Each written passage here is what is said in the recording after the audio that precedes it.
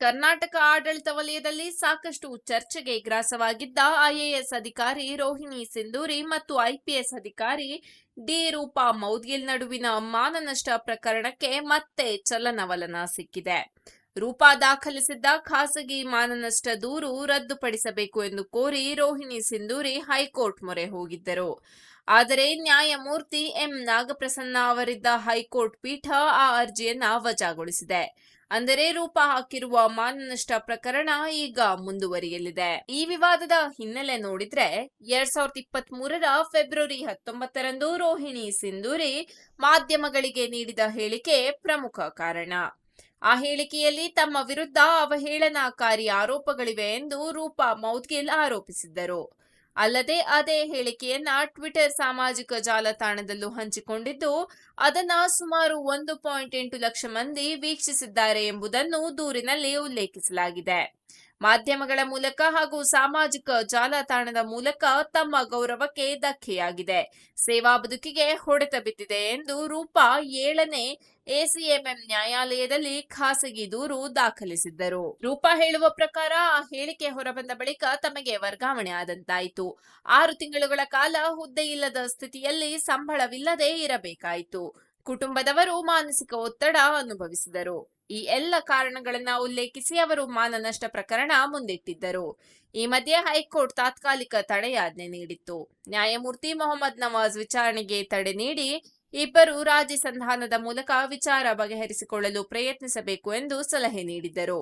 ಬಳಿಕ ಈ ಪ್ರಕರಣ ಸುಪ್ರೀಂ ಕೋರ್ಟ್ ಹಂತವನ್ನು ತಲುಪಿ ಮತ್ತೆ ವಿಚಾರಣಾ ನ್ಯಾಯಾಲಯಕ್ಕೆ ವಾಪಸ್ ಕಳುಹಿಸಲಾಗಿತ್ತು. ಇದೀಗ ರದ್ದುಪಡಿಸುವ ಅರ್ಜಿ ತಿರಸ್ಕೃತವಾಗಿರುವುದರಿಂದ ವಿಚಾರಣೆ ಮತ್ತೆ ವೇಗ ಪಡೆಯುವ ಸಾಧ್ಯತೆ ಇದೆ. ಇದೀಗ ಪ್ರಕರಣ ಯಾವ ರೀತಿ ಮುಂದುವರಿಯಬಹುದು ಎನ್ನುವುದನ್ನ ನೋಡಿದರೆ 7ನೇ ಎಸಿಎಂಎಂ ನ್ಯಾಯಾಲಯದಲ್ಲಿ ಸಾಕ್ಷ್ಯಾಧಾರಗಳ ಪರಿಶೀಲನೆ ನಡೆಯುತ್ತೆ. ರೋಹಿಣಿ ಸಿಂಧೂರಿ ನೀಡಿದ ಹೇಳಿಕೆಯಲ್ಲಿ ನಿಜವಾಗಿಯೂ ಮಾನಹಾನಿ ಉಂಟು ಮಾಡುವ ಉದ್ದೇಶ ಇತ್ತಾ? ಈ ಹೇಳಿಕೆ ಸುಳ್ಳು ಆರೋಪವಾಗಿತ್ತಾ ಅಥವಾ ಆಡಳಿತ ಸಂಬಂಧಿತ ಪ್ರತಿಕ್ರಿಯೆಯಷ್ಟೇ ಆಗಿತ್ತಾ ಎಂಬುದನ್ನ ನ್ಯಾಯಾಲಯ ಪರಿಶೀಲಿಸುತ್ತೆ. ರೂಪಾ ಪರವಾಗಿ ದಾಖಲೆಗಳು, ಸಾಮಾಜಿಕ ಜಾಲತಾಣದ ಪೋಸ್ಟ್ಗಳ ಪ್ರತಿಗಳು, ವೀಕ್ಷಣೆಗಳ ಮಾಹಿತಿ, ಸೇವಾ ದಾಖಲಾತಿ ಸೇರಿದಂತೆ ಹಲವು ಅಂಶಗಳನ್ನ ಮಂಡಿಸಬಹುದು. ಇನ್ನೊಂದೆಡೆ ರೋಹಿಣಿ ಸಿಂಧೂರಿ ತಮ್ಮ ಹೇಳಿಕೆ ಸತ್ಯಾಂಶಗಳ ಆಧಾರಿತವಾಗಿತ್ತು ಅಥವಾ ಸಾರ್ವಜನಿಕ ಹಿತಾಸಕ್ತಿ ದೃಷ್ಟಿಯಿಂದ ನೀಡಲಾಗಿತ್ತು ಎಂದು ವಾದಿಸಬಹುದು. ಈ ಹಂತದಲ್ಲಿ ಸಾಕ್ಷ್ಯ ಪ್ರತಿಸಾಕ್ಷ್ಯ, ವಾದ ಪ್ರತಿವಾದಗಳ ಆಧಾರದಲ್ಲಿ ನ್ಯಾಯಾಲಯ ತೀರ್ಪು ನೀಡುತ್ತದೆ. ಒಂದು ವೇಳೆ ಆರೋಪ ಸಾಬೀತಾದರೆ ಭಾರತೀಯ ದಂಡ ಸಂಹಿತೆಯ ಮಾನನಷ್ಟ ಸಂಬಂಧಿತ ವಿಧಿಗಳಡಿ ಶಿಕ್ಷೆ ವಿಧಿಸಬಹುದು. ಸಾಮಾನ್ಯವಾಗಿ ಮಾನನಷ್ಟ ಪ್ರಕರಣದಲ್ಲಿ ಜೈಲು ಶಿಕ್ಷೆ ಗರಿಷ್ಠ 2 ವರ್ಷದವರೆಗೆ ಅಥವಾ ದಂಡ ಅಥವಾ ಎರಡನ್ನೂ ವಿಧಿಸುವ ಸಾಧ್ಯತೆ ಇದೆ. ಜೊತೆಗೆ ಸೇವಾ ನಿಯಮಗಳ ದೃಷ್ಟಿಯಿಂದಲೂ ಪರಿಣಾಮ ಉಂಟಾಗಬಹುದು. ಹಿರಿಯ ಆಡಳಿತಾಧಿಕಾರಿಗಳ ವಿರುದ್ಧ ನ್ಯಾಯಾಲಯದ ತೀರ್ಪು ಬಂದರೆ ಅದು ಅವರ ಕರಿಯರ್ ಮೇಲೆ ಪ್ರತಿಕೂಲ ಪರಿಣಾಮ ಬೀರಬಹುದು. ಸರ್ಕಾರಿ ಸೇವೆಯಲ್ಲಿ ಶಿಸ್ತಿನ ಕ್ರಮ, ಮುಂದಿನ ಬಡ್ತಿ ಅಥವಾ ಹುದ್ದೆ ನಿಯೋಜನೆಗಳ ಮೇಲೆ ಪರಿಣಾಮ ಬೀರುವ ಸಾಧ್ಯತೆ ಕೂಡ ಇದೆ. ಹಾಗೆಯೇ ನಾಗರಿಕ ದಾವೆ ಅಂದ್ರೆ ಸಿವಿಲ್ ಸೂಟ್ ಮೂಲಕ ಪರಿಹಾರ ಮೊತ್ತ ಬೇಡುವ ಸಾಧ್ಯತೆಯನ್ನು ಸಂಪೂರ್ಣ ತಳ್ಳಿಹಾಕಲು ಆಗುವುದಿಲ್ಲ.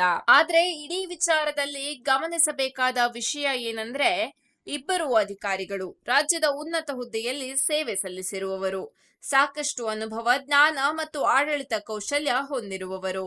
ಸಾರ್ವಜನಿಕ ಸೇವೆಯಲ್ಲಿ ಇರುವವರು ತಮ್ಮ ವೈಯಕ್ತಿಕ ಭಿನ್ನಾಭಿಪ್ರಾಯಗಳನ್ನ ಸಾರ್ವಜನಿಕ ವೇದಿಕೆಯಲ್ಲಿ ಮುಂದುವರಿಸಿದರೆ ಅದು ವ್ಯವಸ್ಥೆಯ ಮೇಲಿನ ಜನರ ನಂಬಿಕೆಗೆ ಹೊಡೆತ ಕೊಡಬಹುದು.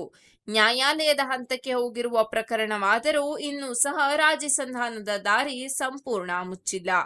ಪರಸ್ಪರ ಮಾತುಕತೆ ಮೂಲಕ ಗೊಂದಲ ನಿವಾರಣೆ ಮಾಡಿಕೊಂಡರೆ ಇಬ್ಬರಿಗೂ, ವ್ಯವಸ್ಥೆಗೆ ಹಾಗೂ ಸಾರ್ವಜನಿಕರಿಗೆ ಒಳ್ಳೆಯ ಸಂದೇಶ ಹೋಗುತ್ತೆ. ಒಟ್ಟಾರೆ ಹೈಕೋರ್ಟ್ ತೀರ್ಪಿನ ಬಳಿಕ ಮಾನನಷ್ಟ ಪ್ರಕರಣ ಮುಂದುವರಿಯಲಿದ್ದು, ಮುಂದಿನ ಹಂತದಲ್ಲಿ ನ್ಯಾಯಾಲಯದ ವಿಚಾರಣೆ ಮುಖ್ಯವಾಗಲಿದೆ. ಈ ಪ್ರಕರಣ ಕಾನೂನು ಹಾದಿಯಲ್ಲಿ ಯಾವ ತಿರುವು ಪಡೆಯುತ್ತದೆ ಎಂಬುದು ಮುಂದಿನ ದಿನಗಳಲ್ಲಿ ಗೊತ್ತಾಗಲಿದೆ. ಆದರೆ ಆಡಳಿತದ ಶ್ರೇಷ್ಠ ಹುದ್ದೆಗಳಲ್ಲಿ ಇರುವವರು ಪರಸ್ಪರ ಗೌರವ ಕಾಪಾಡಿಕೊಂಡು ವಿವಾದಗಳನ್ನು ಬುದ್ಧಿವಂತಿಕೆಯಿಂದ ಬಗೆಹರಿಸಿಕೊಳ್ಳುವುದು ಜನಾಭಿಪ್ರಾಯದ ದೃಷ್ಟಿಯಿಂದ ಅತ್ಯಂತ ಅಗತ್ಯ ಎನ್ನುವುದು ಸ್ಪಷ್ಟ.